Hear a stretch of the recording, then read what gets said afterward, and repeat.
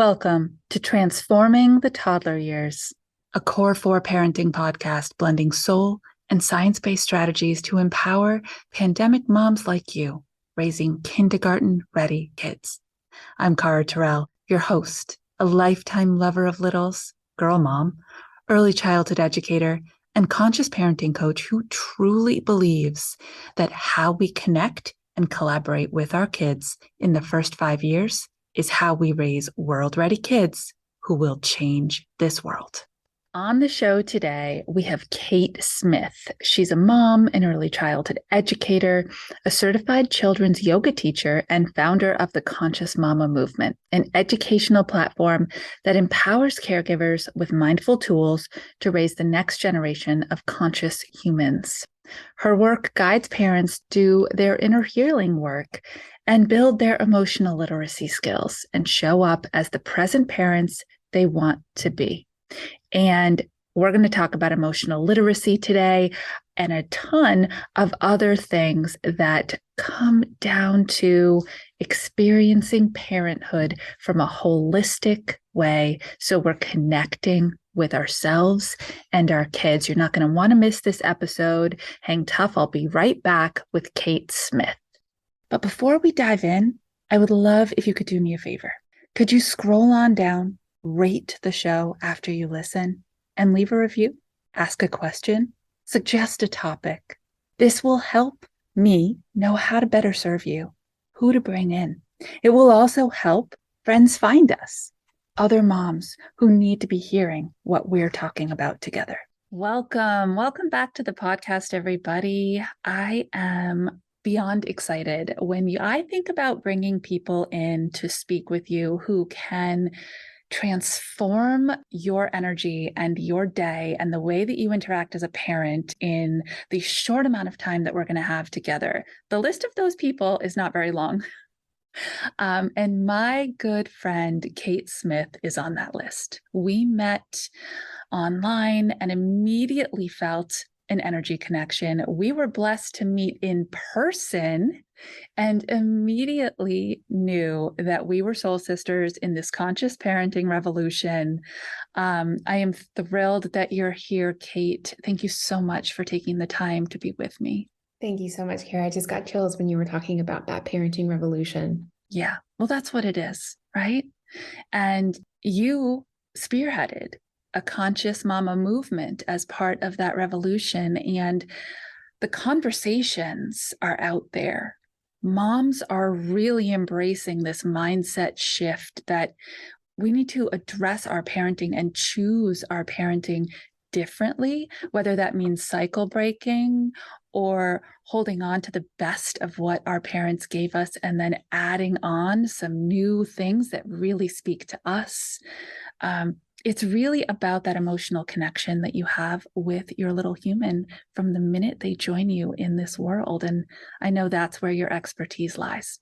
Thank you so much for that. Yes, that piece of, transforming what we were given. And then also there feels like this other really important piece of like the kids that are coming on the planet right now, they are just buzzing. They are so bright. They are so powerful. They are so purposeful because we are at this pivotal moment in our planet's history where we are transforming and coming to a new level of collective consciousness. And so moms, us parents are really on the front lines of that.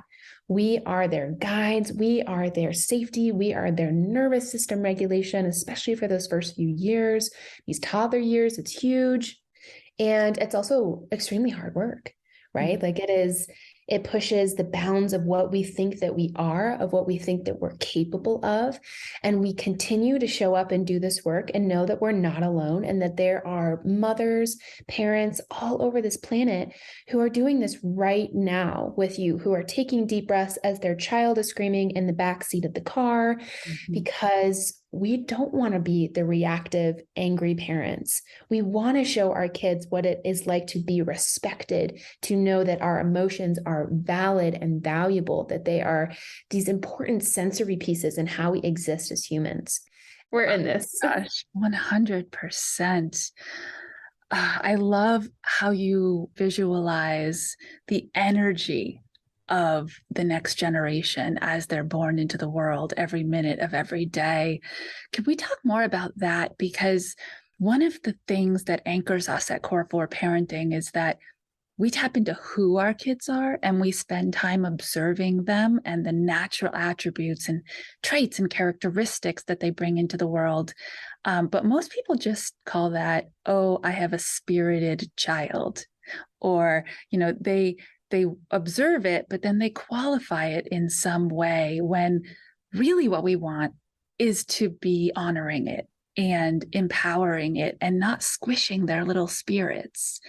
You're a mom, you have a toddler. How do you do that? And what tips do you have for other moms out there saying, I see my kids, but I don't really get them because they're very different than me? Yes.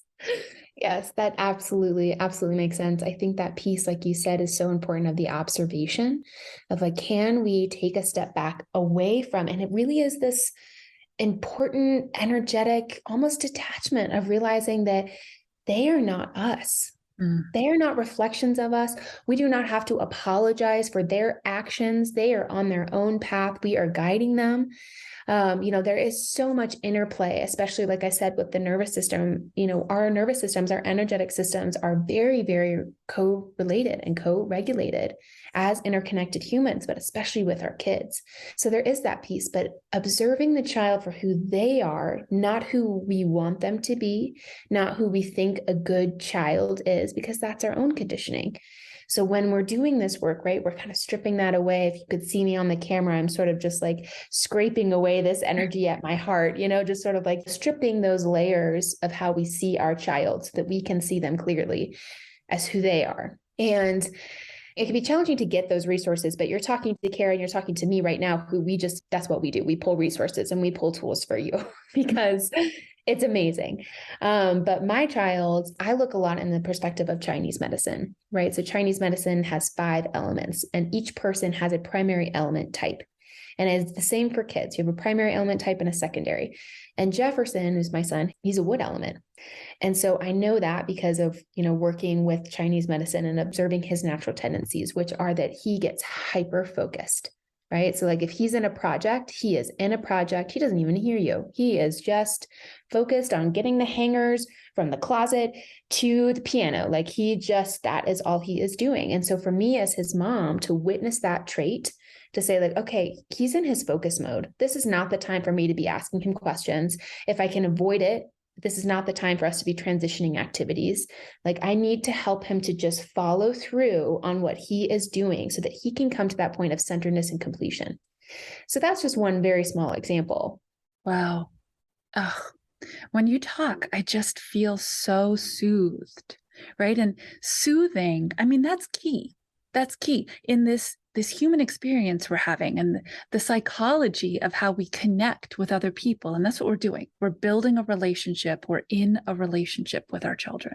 And that's just so key. And so the soothing is important. So let's extend that example, right? And say you didn't really have a choice except to create a transition moment because of the world you're living in and the next expectation that you guys have in your day.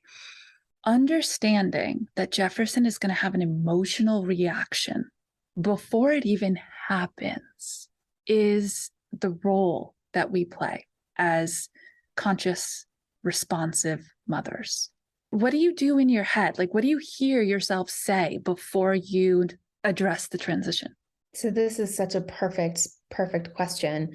And I'm going to tailor it to an experience that I had yesterday where my son has this object, right? Most toddlers have a sort of safety comfort object, and his is a blankie, and it has to be washed because it gets gross and he chews on it and there's hair everywhere. Yeah. Anyways. So I know going into this is going to be hard, right? Like he does not like to be away from the blankie. It's really hard for him when it's getting washed, even when it's on speed wash, an hour away from this blankie when he knows that he can't have it is really challenging for him, right? So like there's some mental preparedness that I go into, and I give myself some grace too, where I'm just like, can I handle this at this moment? Like, where am I in this, right? Because we have to consider ourselves. We have to consider ourselves. I'm going to say it one more time. We have to consider ourselves. Is everybody getting this? We have to consider ourselves. This is important, mamas. Like, we really do have to consider where we are at when we're going to go into these challenging moments. And sometimes we say, no, I'm not there. Sometimes we say, like, it's just not going to happen today. It's just not going to happen today. And that's okay. The blankie will, it's fine. So I went into it knowing, like, okay, this is going to be challenging. And we, as each child and each parent, you have individual triggers, and it's part of our soul journey and our soul growth, right? So that one thing that your child does, like maybe it's a tone of voice, maybe it's screaming, maybe it's whining, maybe it's hair, whatever it is that just sets you on edge. And I know you know exactly what I'm talking about, because we all have this. For me, it is the whining. It is the like asking for me something over and over again in the whiny, cry voice. My nervous system just like tightens up. I can feel my shoulders lift up a little bit and like get kind of tense. You know, my breathing gets a little bit shorter, a little bit faster. And so that was what was happening, right? Like, he's crying, asking for this thing that I can't give him. He's tantruming on the floor. And my strategy, I knew I was going into it, right? So I was prepared. I was like, okay, this is going to be a hard hour and we're going to get through it. So that preparedness. And then what I have realized is those are the moments, like when we're on edge like that, those are the moments when we may want to deflect, we may want to react, or we may want to run away. Those are our natural responses when the nervous system gets triggered. And what I've realized is that those are actually the moments when our child needs us the most. Yes. Revolutionary. And it doesn't mean that we have to disregard our own responses and our own needs. That's actually really key in the process. But like, he's sitting at the door, just like trying to get into the laundry room, completely freaked out. And I just was like, I'm not going to do anything else for this next little time. I'm just going to sit right here. I'm going to sit right next to you. I'm going to center my body. So I was, sitting up straight so that I could feel my spine. I was like noticing, just like feeling grounded in my spine, feeling grounded in my sacrum, because that's where we feel that sense of groundedness in our body and our nervous system. I'm taking deep breaths because I am being that pillar for him right now. We co-regulate. Yeah. Like, fungi or trees with roots that interlock. That is what our nervous system does. It co-regulates. And that is what our child needs from us in those intense moments. It's not, I don't have to say anything to him.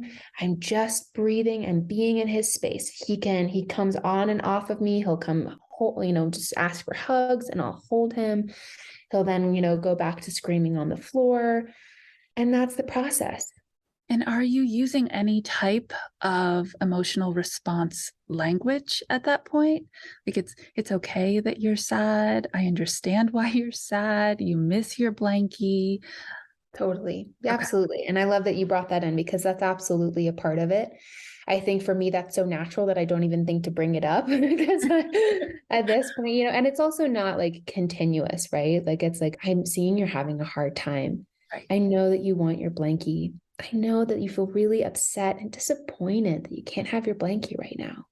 And you feel sad. It was so interesting. For the first time too, yesterday, when he got the blankie, he started to comfort his blankie. He like held it in his arms. He was like, it's okay, blankie. Mm-hmm. You don't have to be scared. Like, I'm here, blankie. I'm here. And it was just really profound. It was really profound that he picks up on those, like that level of empathy for his blankie, for anything. So it was really interesting to notice that. I am so glad to hear you say that. I love it. You know that I am a linguist, right? I geek out on this intentional language stuff, and the connection that it has to those neurological thinking patterns that we're building for our kids. So what I often do is I actually have a proactive conversation, not with the toddler, but with the object.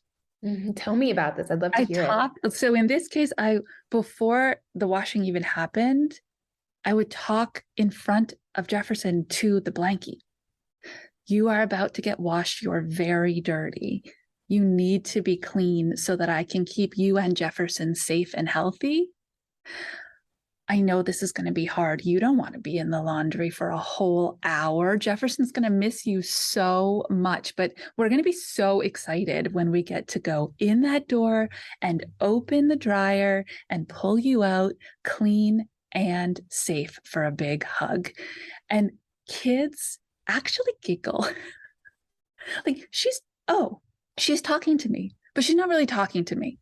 She's talking through this really special object to me. And then they do exactly what you said, and they replicate that.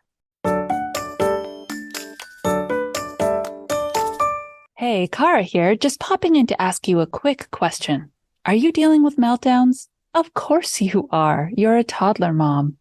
What if there was a tool that could help you manage your own emotions and triggers better, so you can help your child return to center faster inside the meltdown moment? I am so excited to share my free guide with you. I've even recorded audio files, 5 mindful mantras for conscious moms managing toddler meltdowns. Grab it today with the link in the show notes, then download the audios and manage meltdowns consciously. And now I'll bring you back to the rest of the episode. I would just love to hear too a little bit more of like, what is the science behind that? Like, what are you thinking in terms of like those pathways that we're creating? I'd love a little, give me the geek conversation. I want it. Of course, of course. Well, what we are doing is we are creating opportunities for our kids to spark that self-talk. And we can't create self-talk in our own brain unless there's learning and unless there's repetition. So one of the things that we very often as parents do is expect that we have all the answers and we can figure it out as we go. But we also have this unrealistic expectation that our kids are capable of this regulation activity, that because they've hit X old, they should be able to do Y regulation activity. And that's just not scientifically true. In fact, the age of your child is less relevant than the opportunities that you've given them to practice thinking this way. And it goes across all emotional experiences: sharing a toy, right? Having to wait for something, being disappointed because instead of pancakes, fruit showed up on their tray. These are the opportunities that we get to emotionally relate to them and actually explain why we're doing it and how they can use it to soothe themselves. I love that. And that narration process is so important, right? Like the more opportunities that they have when, you see that they're disappointed, you can see it in their body language, and giving them that language of saying, I see that you're disappointed. You wanted this, and this is what came. That's it. There's no, I don't need to explain anything. I don't need to, it's just giving them that language to narrate what they're feeling. Mm-hmm. And like you said, just promoting those opportunities rather than basing it on, well, now they're 2, so they should be able to calm their bodies down. I know 45-year-olds that can't calm their bodies down. These are learned skills, friends. Yes, they are. I love that you just said that. These are learned skills. And this circles us all the way back to when we're observing our kids for who they are. Yeah, they come into the world with a few traits that are naturally theirs, and they're quite good at them. They also come into the world with some traits that they're not so great at. And understanding that these are learned skills, we can improve on them, we can grow into them, we can master them. We don't just have to explain it away as, oh, that's how they've always been, or that they got that from great grandpa Paul. Like that's not true. These are not generationally passed down skills. We can growth mindset into them. Absolutely.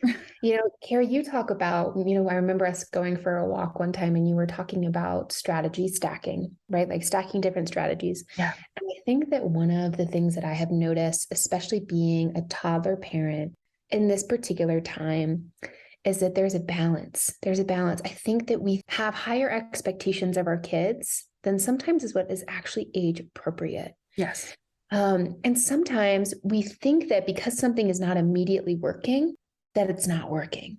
And we have to remember that a 2-year-old, a 1.5, a 2-year-old, a 3-year-old, it really is about repetition.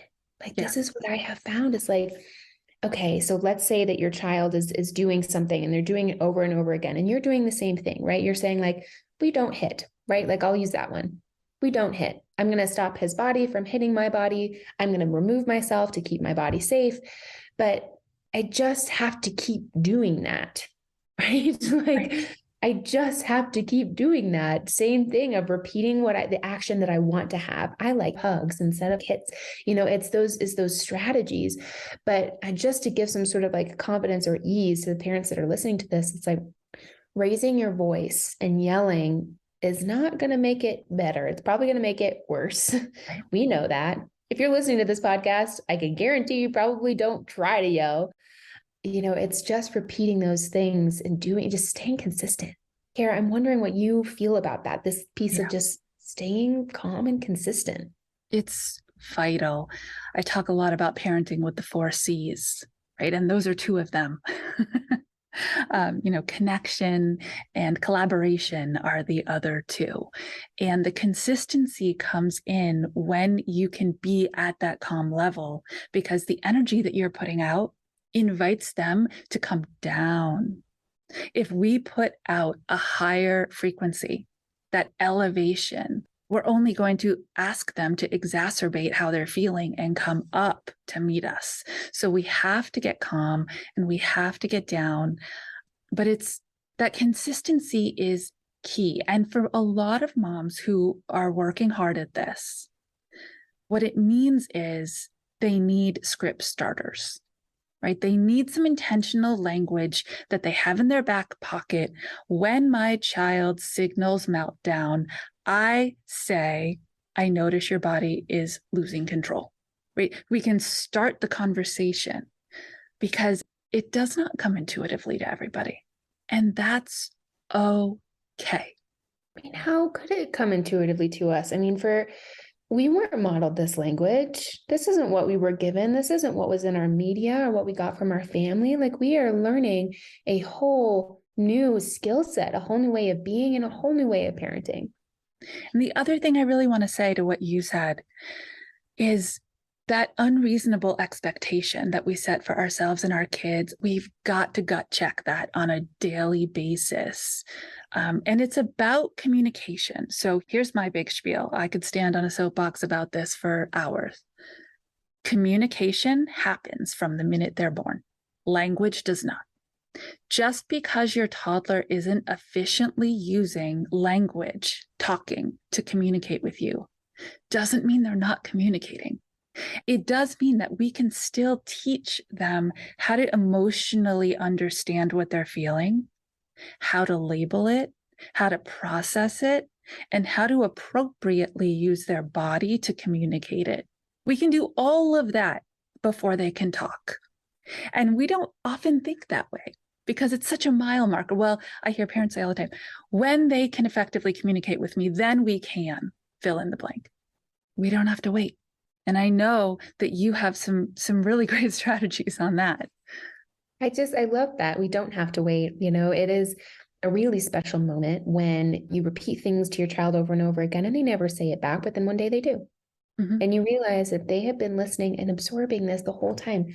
We are showing these kids what it is to be human. Like, what does it mean to be kind and respected and to feel valued?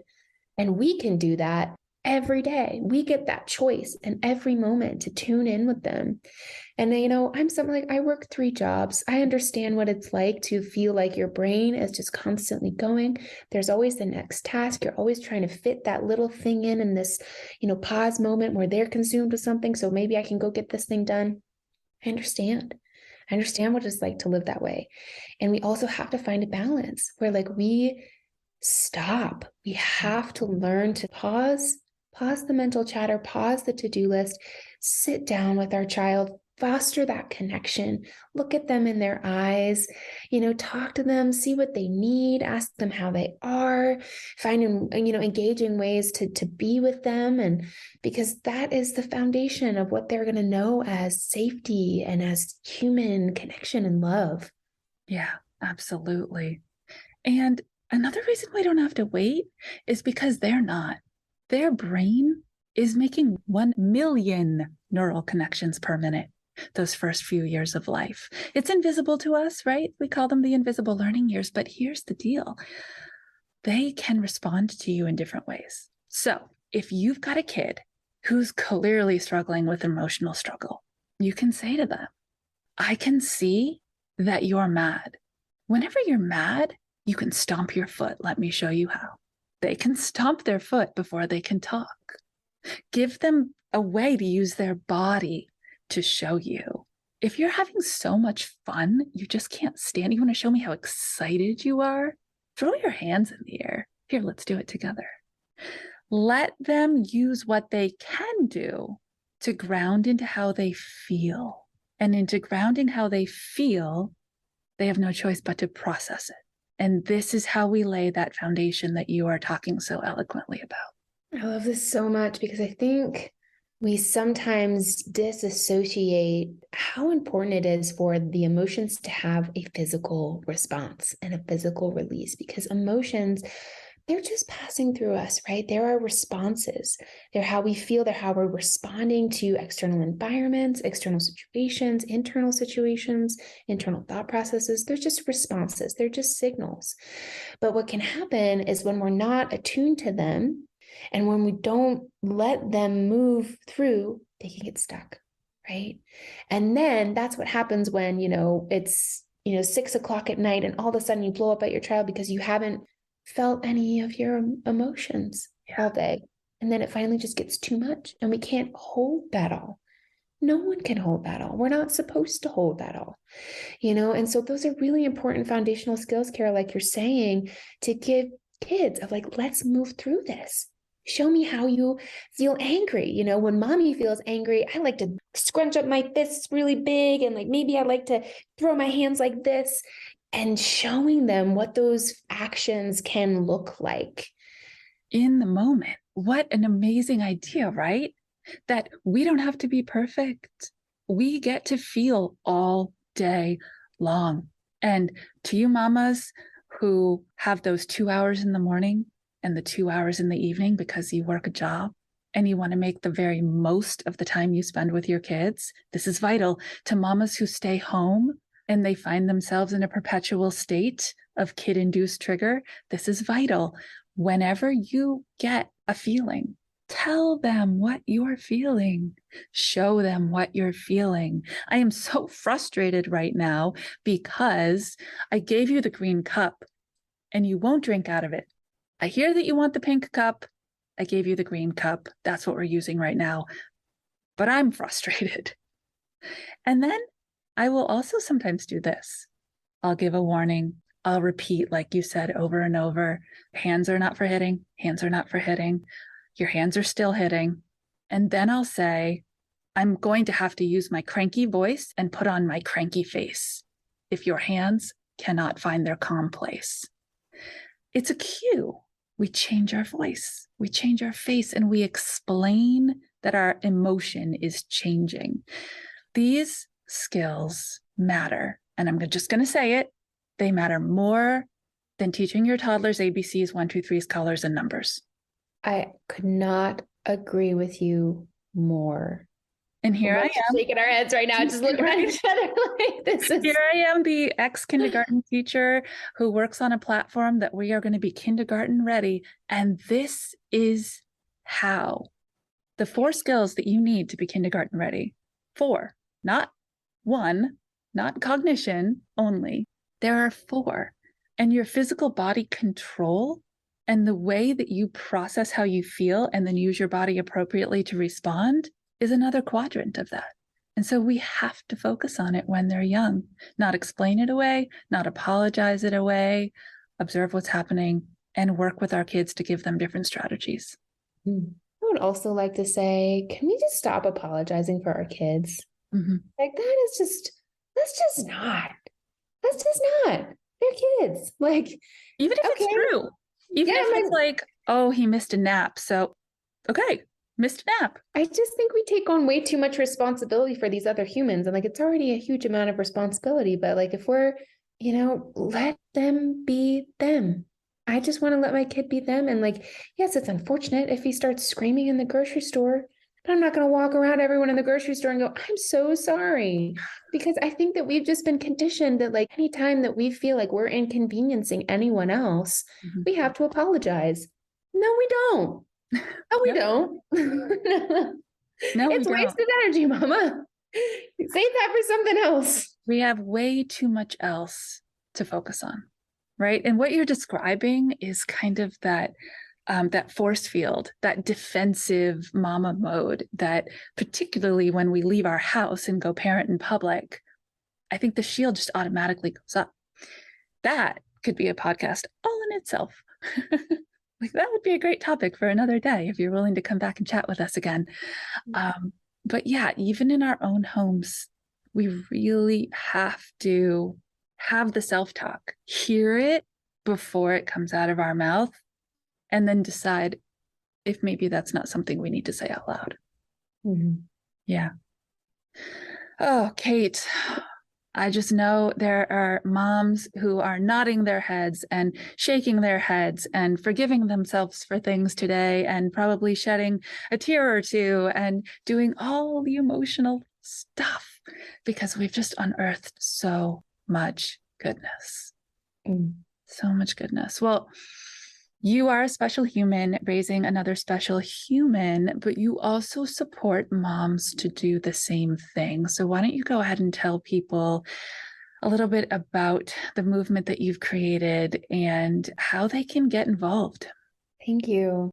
As we've talked about this, and you can tell in my voice and in my spirit, I am just so passionate about raising humans that are conscious and capable of thriving in this world. And most of that comes with those emotional skills. Mm-hmm. And so the Conscious Mamas movement is an educational platform where we make it simple. You come in and you can access all of our resources from kids yoga, yoga for you, emotional literacy skills, skills for how to raise anti-racist kids, how to raise kids that can take care of our planet. It really is just this beautiful hub of resources. You can sign up for our newsletter and we send out tips every single week. In 2 minutes, you can get a digestible tip that you can take with you and use. And you join this collective when you join our membership of other caregivers who are doing this inner work. So it's really, really powerful. You can always follow us on Instagram at Conscious Mamas Movement. And if this podcast resonated with you, please feel free to reach out to me. I always love to collaborate. We have our own podcast. Cara has been on it. Yeah, so I just hope to connect to everyone who is listening. Awesome. And we'll make sure to get those links in the show notes as well. And what you just heard at that last sentence, moms, that's important. We are not in this alone. As parents, we need to collaborate with each other. We need to connect with each other. And as business owners who are supporting parents, you see, we do it too, right? In order to get this out there so everybody feels safe enough to make this choice for themselves and for their kids, we just all have to continue to grow the communities. Beautiful. Thank you so much for having me today, Cara. Thanks, Kate. I cannot wait to hear what comes next. And I look forward to your next email because I always get a lot out of them too. Have a wonderful rest of your day. Would you like to transform your triggers? Join me for a free workshop called exactly that, Transforming Your Triggers, 6 simple steps for hijacking reactions and crafting intentional responses. You will leave this 60-minute free workshop with actionable strategies and script starters to help you stop that knee-jerk reaction and truly engage with your child inside a challenging moment. Register with the link in the show notes, and I cannot wait to see you there. Thank you, Mama, for making time for yourself and prioritizing your parenting, listening to this podcast. Until the next episode, stay mindful and proactive as you transform the toddler years.